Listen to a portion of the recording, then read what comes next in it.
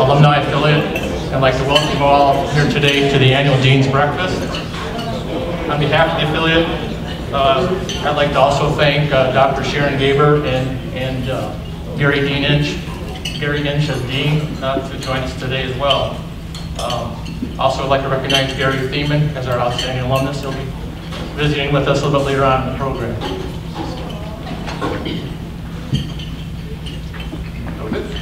All right, guys doing all right? We're good. Right, now, feel free to eat as much food as you want because the rain's keeping us 2 people to live. So my distinct honor at this moment, well, first of all, I want to lodge a complaint with the president that the law school has stolen our idea and they're right below us. So I think we should all stomp at the time and disrupt them. You would think an attorney would understand ethics. Yeah, the business guys, we got that one. All right. I have a distinct honor. Do you want to hold the mic or do you want to work on the podium? I can put it back. Okay. Oh, well. Normally I would be yelling, but I tried to have a little decorum this year. Anyway, so I get the distinct pleasure of introducing Dr. Gaber. Let me just give you a quick bio that she's gets smaller every time we introduce her. Because we all know her, we love her. Anyway, so Dr. Sharon Gaber began her tenure as the 17th president of the University of Toledo in July of 2015. An academic with a background in city and regional planning, she came to UT for the UT presidency following 6 years as provost and vice chancellor for academic affairs at the University of Arkansas. Go respect. She also has been a faculty member and administrator at Auburn. You've got a lot of good football schools and the University of Nebraska. Maybe you're the key. Dr. Gaber has secured millions of research funding and is the author of more than 40 peer-reviewed articles, researching and analyzing regional and urban planning, public policy, and the social dynamics that affect community decision-making. She's also the co-author of a book on planning research methods. She currently serves on the boards of Toledo Regional Chamber of Commerce, the Regional Growth Partnership, the Toledo-Lucas County Port Authority, and as the MAC representative on the Division I NCAA President's Forum, and that's actually a big deal, so appreciate that. Plus you love football, so it all works out, right? Basketball and volleyball and all those things. Dr. Gaber earned her bachelor's degree from Occidental College in Los Angeles, a master's degree from the University of Southern California, and her doctoral degree in city and regional planning from Cornell University. She is the mother of 3, including a daughter who is a student at the University of Toledo. Without further ado, Dr. Sharon Gaber.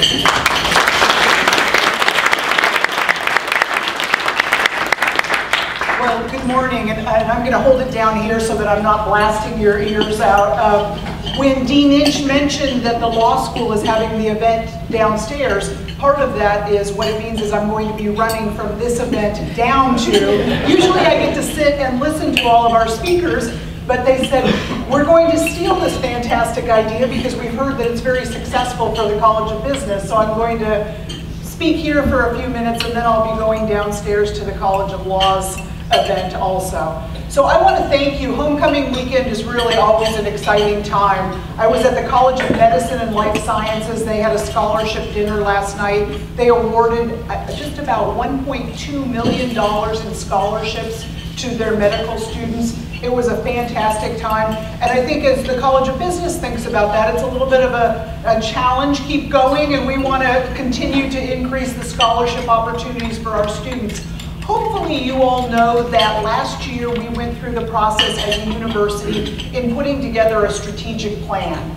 If you haven't seen it, I encourage you to look online, University of Toledo, look up Strategic Plan 2017. We finished it really in June. And so I'm going to highlight a few of the things that are in the strategic plan, but if you're interested, we have hard copies and it is available online for you to look at. So really the strategic priorities: student and academic success, research, scholarship, and creative activities, a culture of excellence amongst our faculty, staff, and alums, building and maintaining a strong financial foundation, and then strengthening our reputation and community engagement. And some of these are items that we've talked about previously here. You all know that we're talking, as I talk about the reputation, I've talked around the region and the state about U.S. News and World Report. And that was something last year I spent some time at both the Rotary and the Chamber of Commerce talking about our national rankings. We're interested in becoming a top 100 public research university. Right now we are ranked number 133. It's going to take a lot of work for us to continue to improve. And what I tell you is there are two very large variables in that ranking system. The first one is our graduation rate. And part of my concern in going around and talking to the Rotary and the Chamber is that the graduation rate is a 6-year graduation rate. So again, based on who came into the university 6 years ago, what happened to them, did they succeed, and what's happening. So what we know is that 6 years ago, some students came in that were not successful, and my concern was, in fact, our graduation rate would decrease, which would harm us. In fact, it stayed steady because we are working so hard on this. So I felt very good, and in fact, our ranking of 133 amongst publics is exactly the same as what it was last year. Part of my going around and talking was, okay, if we fall in the rankings, make sure I've told people ahead of time what might happen, and based on the indicators, we could have actually fallen. We could have done worse because we lost a number of students after their first year 6 years ago. Everything that I've been doing since we've been here, and the deans are working, and the faculty and the department chairs are saying, this is really important. We recognize when we're bringing students to the University of Toledo, we're making a commitment to their success. So we've done a number of programs, and in fact, our retention rates have gone up each of the past 4 years. If retention rates go up, then graduation rates go up. It's that simple. So we understand what it means, but what that means is at every point, we're working with students and saying, how can we help make sure you succeed? Obviously, one of those variables are financial issues, and we've had a number of students who have had financial issues, and we're looking at what scholarship dollars are available, how can we help ensure them succeed. We do have a number of first-generation students who are at the University of Toledo. We've got some amazing success stories of students who have come and said, my parents didn't think I could get a college degree, and look at me now working for Owens Corning, look at me working for Dana, look at me working for X, Y, or Z company, and it's been amazing stories that we have to tell.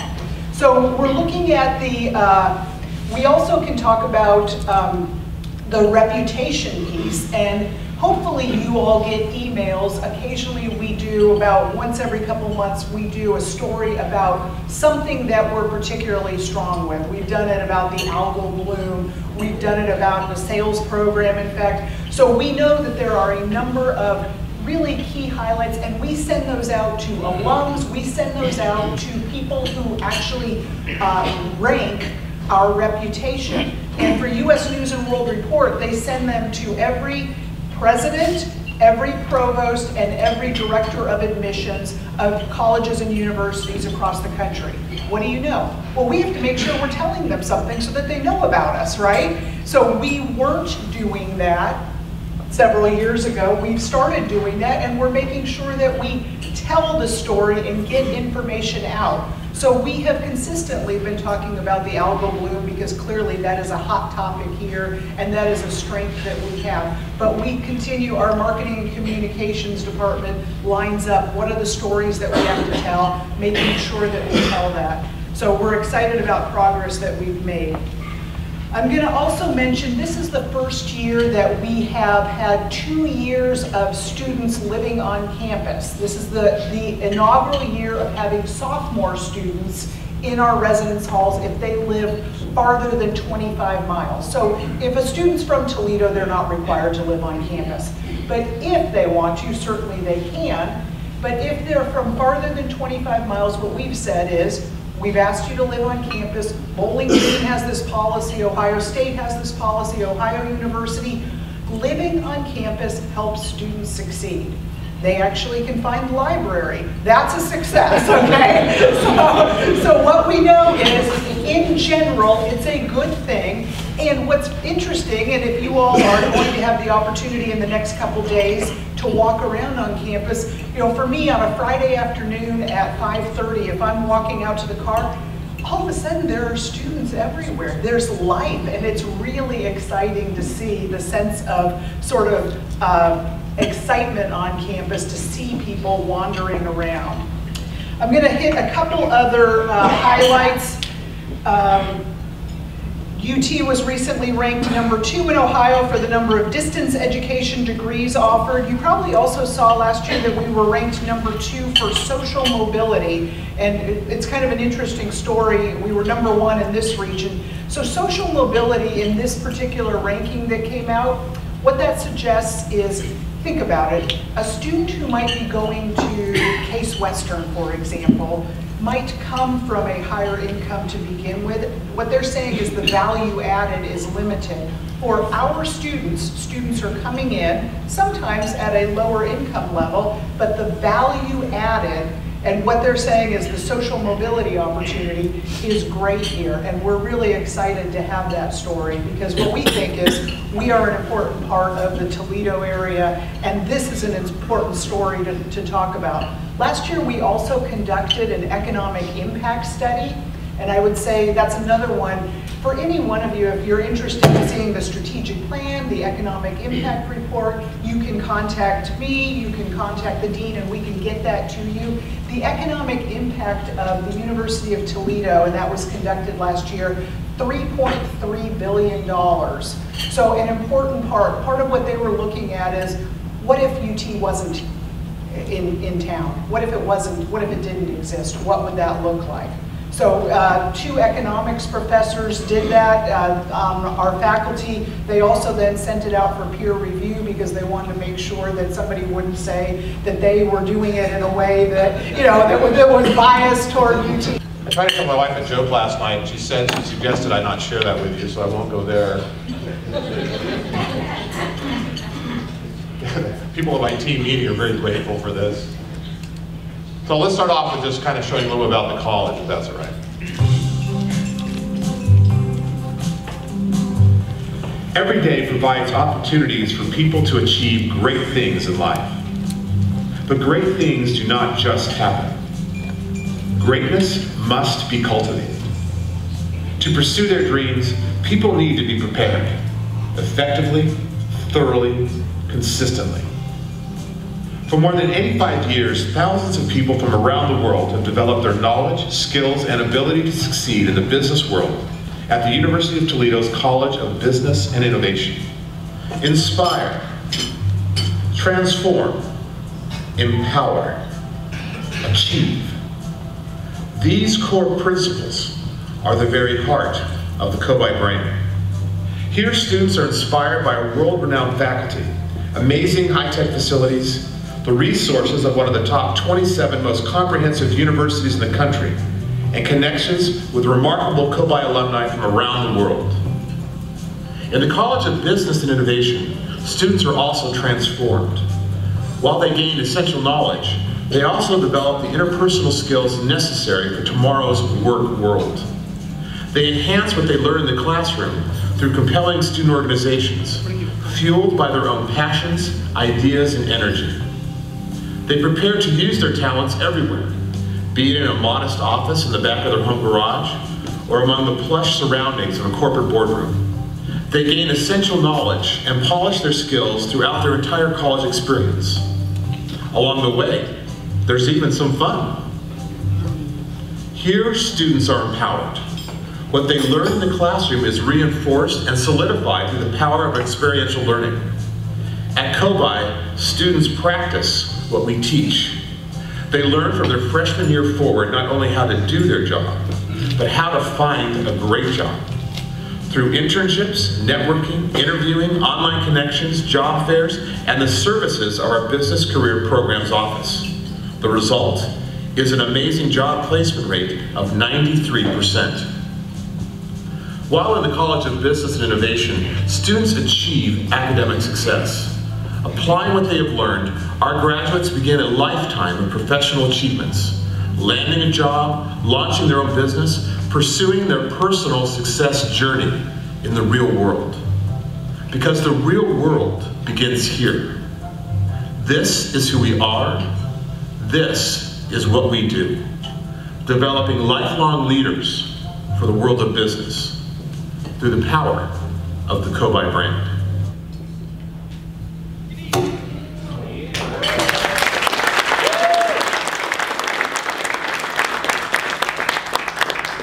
So appreciate very much Bob and Natalie for putting that together for us. I wish they would have found someone who didn't have a list, but apparently I'm losing my ability to speak in a microphone.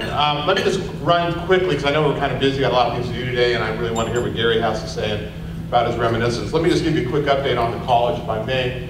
Some things you probably already aware, we are AACSB accredited. That is the gold standard. We both have accounting and business accreditation. Only 2% of the universities in the world have this in the business area. We're very great. Bloomberg's last ranking got us into the top 100, which is great. Thank you, Bloomberg, mainly because of our placement and the stuff we're doing in our placement office. Princeton Review continues to rate us as a top business school both for graduate and undergraduate programs. We're about 2,850 students, an undergrad, 450 graduate students, and the university itself is a little over 20,000 now. What's kind of unique for me as I came to here, I'm starting my 4th year, was the fact that we are very focused, I mean that's the faculty and staff, I'm just happy to cheerlead it, on the value proposition of the College of Business here at the University of Toledo, and I've been in other places, is that we talk about from the minute people are investigating, high schoolers come with their parents, we talk about if you're coming here, we're going to help you get a job. We're going to talk about getting a job, we're going to prepare you to get a job, we're going to do the skill sets to get a job, it's about getting a job. COBI equals careers. If you want to come and just kind of play through a business school and get in the patina of 3 letters after your name, and just kind of wander through, that's fine, don't come here. Because our students are expected from the minute they come in the door to start thinking about, what am I going to do? And they don't have to have a major picked out, but they should start working on their resume skills, their networking, their etiquette, all those things we start when they're freshmen, so that by the time they get to be sophomores and juniors, they're so polished up. It's really rare for a senior not to have had an internship and have a job offer by the time they get out of the college. So that's kind of a critical thing that I tell parents, and I'll tell you, and I'll say this before you've heard it say in the past, is simply this, that if your student comes to the University of Toledo and goes to class, whatever that means, whether they're putting the time in online or they're actually showing up for a face-to-face, and they take advantage of all the things we do, the mock interviews, the resume critiques, the etiquette dinners, go to our job fairs, I can pretty much look a parent in the eye and say, your child, if he does all of those things, your student will have a job and they'll have an internship when they leave here. There are other places where I would not ever try to make that claim. Schools are much higher ranked than we are. Just because we recognize who comes here. A lot of our students, and Dr. Gabe was kind of modest about this, the majority of our students are first-generation students. They're having a hard time figuring out how to figure out a FAFSA reform to get into college, let alone having a parent that's helping them with their professional skill sets and what it takes to be successful in business. And we polish these kids up, and I would put our kids up against anybody, anywhere. And that is awesome.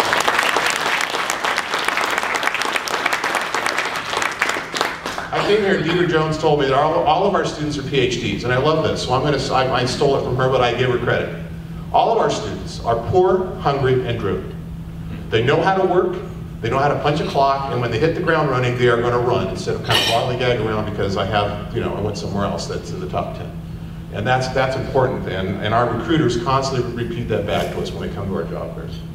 Just to give you a little bit of time about growth, this is our growth. As you can see, we're at an all-time high, 5 years of growth in the business college. So you can see that's pretty nice. We actually added the most students out of any of the colleges. Actually, about 4 colleges were up. Other colleges were not up. I don't know what that is. Anyway, so that's usually where, so, and I was actually in a meeting with the provost, and he said something which I'm not sure how to respond to, but he says, well, we know the business school makes money because Gary keeps on telling us this. But he finally got it, So it's like, yeah, right. And that means you give me more of my money back. That's all I want. I don't want all of it, but anyway, so if you see him, that was my career right there. So let me just talk about some of the great things that are going on. First of all, talking about aspiring students, I was going to list all the journals, but there were just too many journals to list of our articles that were published this year. But our faculty are killing it on research. Miggy Hopkins is here. She was last. Ready to say hi, Miggy. Hi, Miggy. Yeah, Miggy was when the outstanding professor for the university last year. And Teresa here, I don't think she had a conflict this morning. Teresa Keefe won the inaugural. They finally decided to give away there's always been a distinguished university professor. And last year they started recognizing that a lot of teaching is happening by the lecturers. And they finally started last year with a distinguished lecturer, university distinguished lecturer. And one of the first 3 of those was Teresa Keefe, who some of you, have you been to the college here in the computer area, you would have ran into her. She was that last year, and that was really a huge honor for her. So,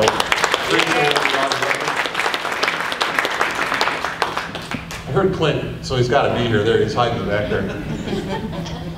There was kind of this halo for the there's a light behind you, kind of reflecting off the top of your head. So, yeah, he's gonna tell us that you guys knew him when he was called Curly, right? Yeah. Not too many people alive anymore that can say that. Anyway, Clint, you know, last year was our first distinguished university professor from the College of Business. They kind of have a bias towards the STEM areas, and I'll pretend I didn't say that, but they do. So that was huge. What you may not know, or maybe know about Clint, is there is a national teaching award called the Robert Foster Cherry Award for great teaching. This is a nationwide thing, and Clint is one of the 3 finalists. Now, what that means is there were hundreds of people in this, and the people he is in competition with, I guess I don't know if I use that word, is someone from UCLA, and someone from Georgetown, and little old University of Toledo. So in October, I think, you're going out to Baylor. Baylor University is the group that does this, and they have a presentation there. He's already got some money, and some money's come back to the college. If he ends up winning the thing, he gets a chunk of change, which is nice, $250,000. But then the sad part of that is he has to go teach at Baylor for a semester. This is huge, and a great capstone. I mean, Clint keeps on threatening to retire. His wife wants to shoot me because I keep on talking him into 1 or 2 more years. Everybody sees her, she's like, but it's hard to let him go. So this is a huge honor for Clint. So.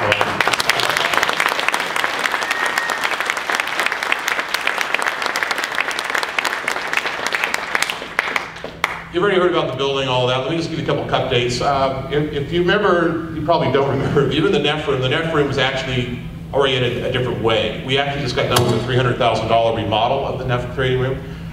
We've added 14 more seats in there. We still have the 9 Bloombergs. We're actually adding Excel. It's becoming an Excel lab as well. So that was actually a really nice remodel, needed to be updated. So we're very excited about that. And if you have a chance to come back to the building, please come over and we had to show off the NEF trading room. Was a fairly substantial remodel. We've also then added some artwork in some of the places that were kind of dank. Every student who's going to come and talk to us at UT walks through this hallway, which was kind of a dark hallway on the first floor of Savage. So we've added some graphic stuff to kind of make it lighten it up a bit. We've also, if you go to the atrium, we keep on winning all these awards. All our student clubs do. Our professors do too. But we decided to we needed a trophy case for our student awards. And they're not all in here yet. We're still working with a vendor on finding a top, so we actually have now a trophy case in there, and it's going to be part of our tours to kind of walk through and talk about all the competitions that all of our various organizations win. We opened a couple of labs in the last 2 or 3 years. The Allen Berry Lab was about 2 years ago. We also opened in Owens, Illinois. We're very generous in helping us, and we now have a finance tutoring lab on the 3rd floor, and those other things I just mentioned. So a lot of refurbishing happening. We're going this summer. We're looking to refurbish 1100 in the Savage building and make it a technology room for the IOTM department. That's going to probably about $125,000 remodel and equipment. So even though we don't get a lot of money from our friends in the central administration, we're scraping together. I'm collecting bottles and selling them. I have a kit that gets on eBay if anybody needs it. Finance that. Obviously, one of the things that's so critical to the college is alumni. We have some great alumni interaction. We're very proud of them. We also this year inaugurated the first year of, we decided that we stole an idea from engineering. I'll give them credit. They actually have department alumni awards, which were actually kind of a cool time to recognize each department's outstanding alumnus. And so this year we had our first inaugural event of that. And I probably should read the list because they're really cool cats. Got to write it down here. So Adele Jameson is actually up in the corner there. She's from accounting. And then we also recognize Darren Munn in finance, Otto Steele, great asset to the college in the IOTM area, Christian Menard for management, and Russ Ely in marketing and international business. The other thing that's important is to transform students. I kind of walk through all the various things we do. I just want to give you a quick update on 2 leadership academies that the president referred to. A while ago, Clint started a graduate advanced learning academy for all universities, and it runs about 120, 115 kids every year. It's a huge endeavor, very, very successful. When I got here, we talked about doing it for the undergrads. We got Steve Clark for the previous picture to give us some money. So we started at the undergraduate level 2 years ago, had 40 students last year. We got up to 80 students. The academy is running now with about 95, I think. And again, this is they come from all colleges. The whole point is it's not a business-oriented thing. It's to create leaders in every discipline from the University of Toledo. And Clint's the director of that center that we started, and very appreciative of that. What's kind of really cool about this is that in the undergraduate academy, because we have a little more time with them, we actually gave them something to do. And last year, I don't know if you're familiar with the organization Feed My Starving Children, but what happens is you raise money and then you buy the ingredients for these little packets that can feed a family of 6. Put it in boiling water, it has beans and rice and vitamins and flavoring. So last year, the group with about 80 kids raised about $30,000 and then needed 800 different volunteer slots over 3 days, and then they made 148,000 meals. And then I think it all went to Haiti, if I'm not mistaken. Yes, sir. So last year, we said, okay, that worked out okay, but we only used half of the area we were in. It was in the ROTC building, and so Clint and I talked, Clint, let's try to double that this year. So I think the kids, we got, not a whole lot. We haven't doubled the number of participants from the student side, but we have a better idea of what we're doing, I think. So there's certainly an opportunity if you feel like donating to that, there's a way to find that. But more importantly, when our kids get done with the Leadership Academy, and somebody says, well, what did you do in the Leadership Academy? A lot of them will point right to that event and say, well, I raised money for this event and we made this. So we're shooting for what, 300,000 meals and 1,600 volunteer slots for. So that's an impressive, you talk about engagement and community and world impact. That's what these could do. You wanted to say something quick? Just a quick footnote, we are still seeking out corporate donors. So it's a great opportunity for a tax deductible contribution. The money is going to go to food. The food is going to the Caribbean to help with hurricane relief this year. The event is January 26th, 27th. Look for it online, but if you could go back to your employers or in your employment or out of the goodness of your heart, help us with this. You can reach out to me. I'm really easy to find. So thank you so much for your consideration. Thank you for shouting us out too here. Appreciate it. The other thing too, if you're looking for something to do, the volunteer slots are about 2 hours. It's real easy work. It's a lot of fun.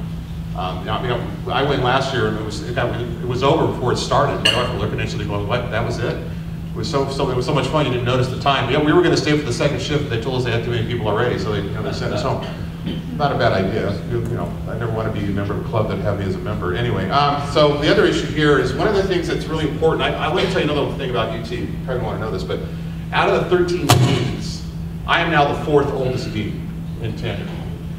Okay, so and the guy right in front of me is Chris Cooper, the medical school. He was there 2 weeks before I got there. So the other 2 deans that are a lot older than I am in tenure are Johnny Early in pharmacy and Karen Borkman in the natural science and math area. What that means is, first of all, I get to mold the new guys a little bit by being, who I am. But more importantly is that the new deans are very much interested in using the comprehensiveness of UT to do things. We've been, historically when we have resource constraints, the first response is you've got to silo yourself to make sure you can maintain your resources. Well, we don't have that mentality because we can't. We have to go out and make UT better, and we make UT better by collaborating with one another and doing innovative, interesting things. So one of the first things we were in this meeting bemoaning that we had no sustainability stuff, and millennials and Gen Zs, I don't know what they call them now, they're much more interested in that kind of stuff. So we actually got together, I pulled the committee together from all the different, we have 6 colleges participating, and now there is a university-wide minor at the undergraduate level in sustainability. The 4 core classes, each class is taught in a different college. And then they have to take an elective that's not in the college in which they're in. And the whole point of this is to give them some they get some legal stuff, they get some basic chemistry and some of the basic kind of sustainability stuff from the engineers and the chemical people, and then they get the business side of sustainability in our class. So and that's just the tip of the iceberg. There's lots of areas where we're going to synergize moving forward. Cybersecurity and big data being one of the biggest ones out there. So very exciting things there. Transforming students, we have the Center for Leadership and Organizational Excellence. The Schmidt School is we believe the #1 school in the country, and I think there's people who would back us up on that. We also have the Center for Family Business, which some of you members are. So we're doing great things, in expanding not only opportunities for our students to get experiential learning, but also to go out and assist and help out in the community, as Dr. David referred to. We continue to win national sales competitions, national competitions in supply chain, IOTM, marketing, you name it. Our students, like I told you, they're not, when I tell you that they can compete against anybody, I can tell you that with great confidence, because they're going to their national competitions in their areas, and they're not only competing, they're winning from the little University of Toledo. Obviously, we have a lot of unique experiences in the summers. Dr. Gaber is very interested in these, what they call bridge programs, helping high schoolers get into the college. At the College of Business, we've run a Jump Start program specifically for that for over 20 years. The Nefs gave us that money a long time ago. So we already have a bridge program. Everybody else is kind of catching up with us. But in addition to that, we also run tech days for high schoolers and some other events to try to help high school students, help them in their careers to start, and then get them exposed to the college. We also do the Junior Achievement, has their big scholarship competition. We host that. We let them use our facilities for free. We bring in some food and some water for them. And they give away, I think, like $40,000 or $50,000 in scholarships. This year we have 26 different high schools coming, 3 kids on a team. So they just get exposed to the college, but more importantly, it's an outreach effort to kind of support junior achievement, which I think we should be doing. If you've been around enough, you know that we have all these different events. We just had a job fair, what, a week ago? It seems like a year ago. We had over 100 companies. That's not the highlight of this thing. The highlight of this thing is we had 650 students go through the job fair. And if you were at the job fair, I don't know if we're not. This place was humming. I mean, it was busy from 1 o'clock all the way to 4 o'clock. I mean, recruiters were exhausted as they were dragging their stuff, their empty boxes, because they gave everything away. And the feedback, every year that I've been here, it's been better and better. It's like, Terry Beth keeps coming back saying, I don't know how it can get any better, but these guys are saying we are getting better at it, because we're getting better at what we do. And then Terry Beth and Craig and Carol and all the people in that area and Barb appreciate what they do.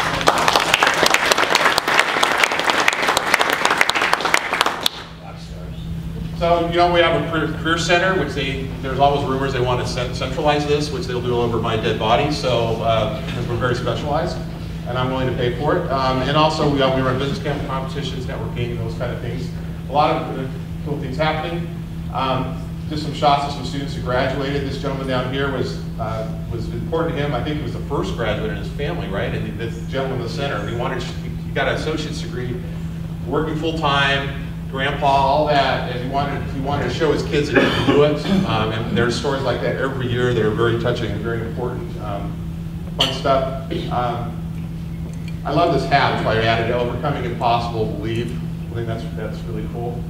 And we have lots of people going in their own careers, and that's what it's about. I've only been here 4 years, and even now I'm hearing stories back. I'm sorry, wait. Normally I move more. I don't know what it is today. I'll go over here. I made promises, I got to keep them. Anyway, so career is always what's really important, and we have some people that do that.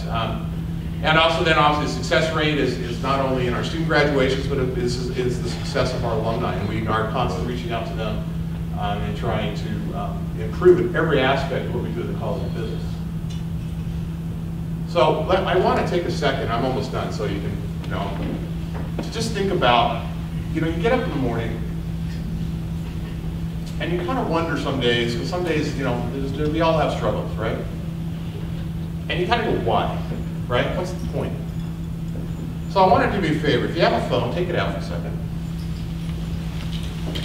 Go to your photos.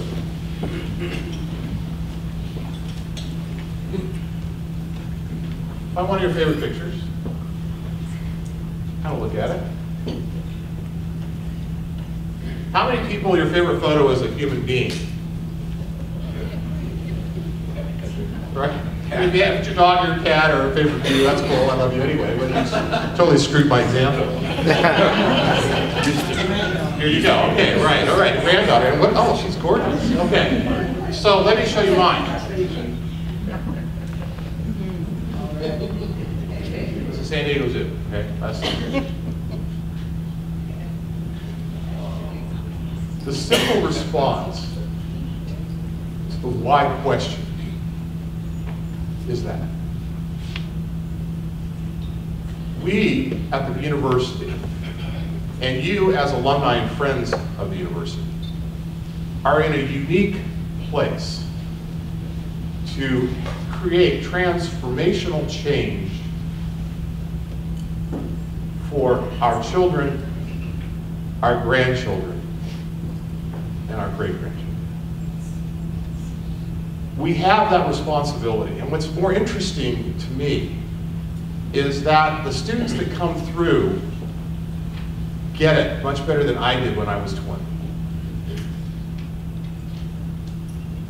So when I come and I ask you for a favor, it's not for me, it's not for the university.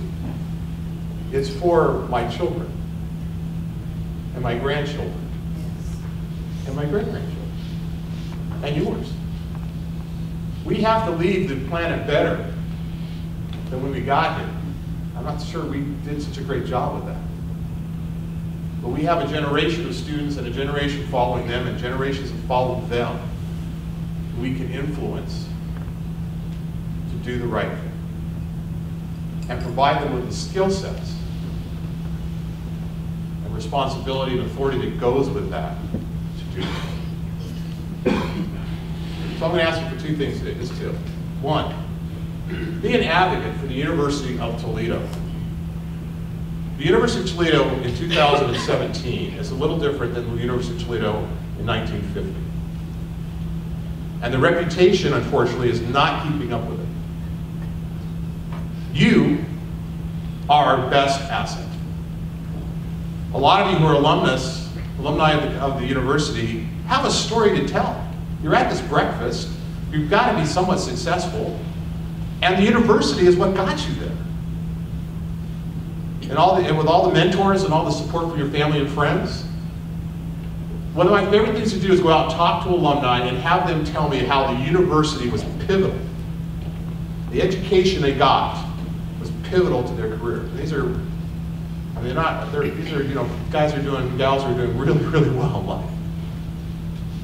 So if you have the opportunity, talk about your successes. How the university helped you, helped your nephew, cousin, daughter, I don't know. Be an advocate for the University of Toledo, particularly the College of Business. Because if your student comes here, they're going to be successful if they do what they need to do. And the other thing that I think is absolutely fantastic about the University of Toledo, and you guys already do this, the majority of you, is get involved with the college, whether it's coming to being a mock interviewer, coming to an etiquette dinner where you just have to sit there and eat and, you know, look at people when they use the wrong fork. Come and talk to our classes, come and talk to our clubs, come and be part of the university, participate in the Alumni Association. We can build this thing, you know. The greatness that's happening at the University of Toledo is my biggest frustration is we're our worst enemy because we're too freaking humble, and we need to be a little more vocal about the great things that are going on here. And what do you want to tell them? Well, here's a couple, three things. Talk about Better Business School. I don't think many people about that would ever happen. Your kid wants a job, you want to get a return on your investment in tuition? College of Business, hands down. What do we need? We need leaders. What do we do? Develop lifelong leaders for the world of business. She believed she could, so she did. I believe we can, and we will. TOL, ETO!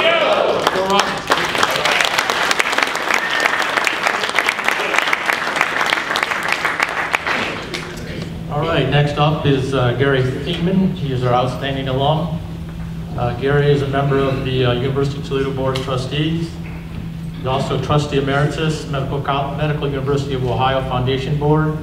He serves on the advisory councils to the University of Toledo College of Business Administration and the University of Toledo College of Medicine. Gary is a graduate of the College of Business and Innovation. He's married to Cheryl, who is a graduate of the Judith Herb College of Education. Cheryl is also a member of Women in Philanthropy. Gary and Cheryl have 3 adult children, and they are strong supporters of the University of Toledo. I'd like to welcome Gary Thiemann. Outstanding alum.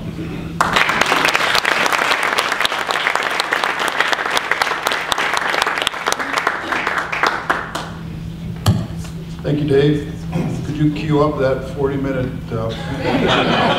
slideshow?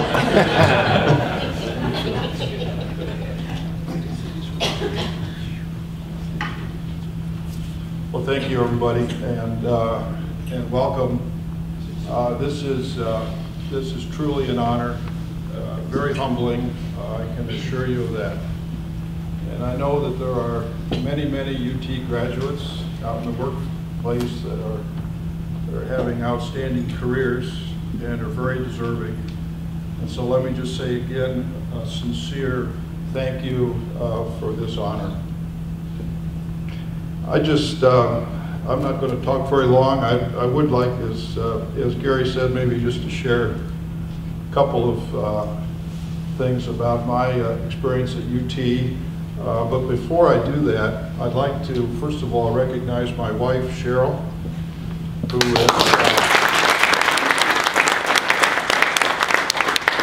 has supported and encouraged me for 46 years. Love you, babe. Thank you. And the other thing I'd like to do is just, holy smokes, I mean, what we all just heard about the status of the College of Business at the University of Toledo and everything that's been accomplished, particularly over the last 4 years under Gary's leadership and his team. I grew up in West Toledo. I went to Toledo Public Schools. My folks were both big Rocket supporters, and as a result, I think I've been a Rocket fan since I was a little kid. They took us to basketball games and football games out here, and numerous alumni events. I remember one event that was a hole-in-one contest, and it used to be held at the former par 3 golf course that was at the corner of Monroe and Talmadge, I think. And every year I went over there and competed for a hole-in-one. Never scored a hole-in-one, but it was sure a lot of fun. My father was a 1941 graduate of the College of Business with a major in accounting. My sister graduated from the College of Education, and my mother attended the University of Toledo for a couple of years, and then followed my dad into World War II. So she never finished. But the University of Toledo was a frequent topic of conversation in our household, and we're big Rocket fans. I can tell you that. I had a lot of fun when I attended the University of Toledo. I remember a lot of SAE fraternity parties. I remember playing basketball in the field house every chance we could get, and any other basketball court that was available. If I remember correctly, the downtown Y, anywhere we could play basketball. We drank a little beer, and we had a lot of fun. I remember one year participating in Songfest. It was held at the Peristyle. My fraternity performed Oklahoma. We came in second. I think the Alpha Sigs won that year with Hey Jude or something like that. Anyway, we had a good time. The best part probably was in 1969 when I met Cheryl at the Carlson Library. I think I was there studying, but I'm not quite sure. Actually, my first year at UT was a difficult one. At the end of the first quarter, I thought seriously about quitting, actually, and I went out to the Air National Guard base at the airport and took the flight training or the pilot training test. I thought I wanted to enlist in the Air Force. I remember I missed passing that test by one question, and the sergeant yelled out my name and said they would give me a chance to retake it. I had been encouraged by some faculty members here and others to stay in school, and so I didn't retake the test. I stayed in school.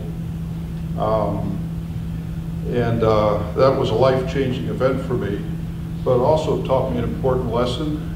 Never give up, and I've tried to live by that my entire life. So that was an important part of my life. There were a number of professors, remember, that made a big difference. If I had to name one, it would probably be Doug Austin, who was chair of the finance department when I was here. He made a huge difference in my life. I can tell you that. My first job out of college was at Blue Cross Blue Shield in Northwest Ohio, and I would have to say that my degree at the University of Toledo was prepared me very well for that first job opportunity. I started out in the underwriting and actuarial department. Over the next 12 years, I was fortunate to have several other promotions, ending up as Vice President of Sales and Marketing. And you know, when I think back on that now, to be able to major in finance, and today to be able to minor in professional sales or maybe a dual major is a pretty cool thing. And because with my finance major, who thought I would end up running a sales organization? So I think that makes an awful lot of sense, Carrie, and I assume you've got kids that are doing that track. Well, anyway, from that organization, we moved to Louisville, Kentucky, and I joined Blue Cross Blue Shield of Kentucky as Executive Vice President of Sales and Marketing, and that was a fun place to be, and I had the opportunity to build the first HMO in Kentucky and the first preferred provider organization, and we were fortunate enough over those few years to win a National Blue Cross Blue Shield Sales Award for net growth in business. So that was a fun place to be. But after 6 years in Louisville, I couldn't pass up the opportunity to join with some others to be a owner operator of a business. I had known the Finley Davies organization for a number of years. I had an awful lot of respect for the two founders, Jim Finley and John Davies, and when I had the opportunity to join with some others to acquire that business from the founders, I really jumped on that opportunity. And so from 1990, for the next 20 years, I was a partner at Finley Davies, and I was a member of their management committee, board of directors, and for a number of years I led the health and group benefits consulting practice. During that period of time, I was very fortunate to have the chance to consult with some great companies in Toledo and around the country. And one highlight of all of that was an opportunity in the mid-90s to work with the Andersons to develop a Healthy Lifestyles Incentive Program, which was maybe the first such program in Toledo, and certainly one of the first ones around the country. And now those are pretty common among larger employers. And then finally in 2010, I joined Medical Mutual as the senior executive of its regional headquarters here in Toledo. And you know, for years there had been discussions about national health care, even a few legislative initiatives. I never in the wide world thought that could pass, but in 2010 we ended up with the Affordable Care Act, otherwise known as Obamacare. So I spent a good part of my 6 years with Medical Mutual helping that company to devise and implement its response to Obamacare. And that was very interesting, relearning most of what I knew about the health insurance business. Dave Spees would second me on that, right? But you know, throughout my entire career, I've maintained contact with the university and on a number of occasions sought and received technical and research assistance. And so UT has meant an awful lot to me in my career in Toledo and outside of town. Like many of you this morning, I've really enjoyed community service. I feel very fortunate that the companies I've worked for have given me the opportunity to get involved in the community, and in some cases even encouraged me to do so. feel very fortunate about that. Actually, I think my first community volunteer opportunity occurred when I was at the University of Toledo, a contact I made through one of my fraternity brothers with the Toledo Chamber of Commerce. I served on its volunteer membership development committee for several years, and my job was to go out and call on businesses and talk about the advantages of being a member of the Chamber of Commerce. So I learned a lot about business at a young age, going out and talking to businessmen about the chamber. But I've found it to be very rewarding.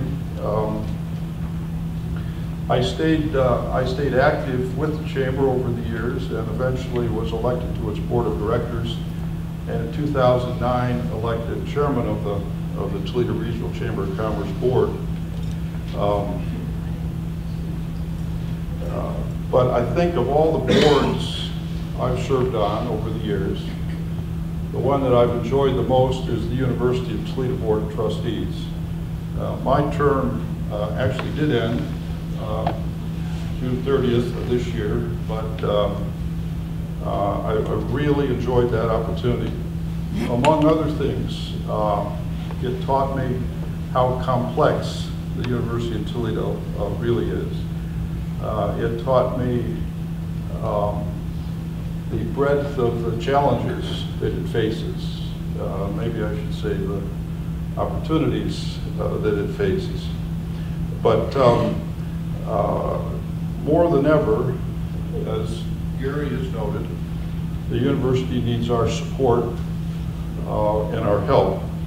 And I'm really proud of what Dr. Gaber, of what Dean Inch, our other deans, staff, and faculty are doing to promote the university and to build on our growing reputation. But like Dean Inch, I would conclude by a call to action and just ditto what has already been said, and encourage you to get involved in the university, help where you can in any ways or means that you're able. I think that if your experience is anything like mine, you're going to find it to be very rewarding, and I can guarantee you that the university will be rewarded as a result of your involvement. So thank you very much, and go Rockets.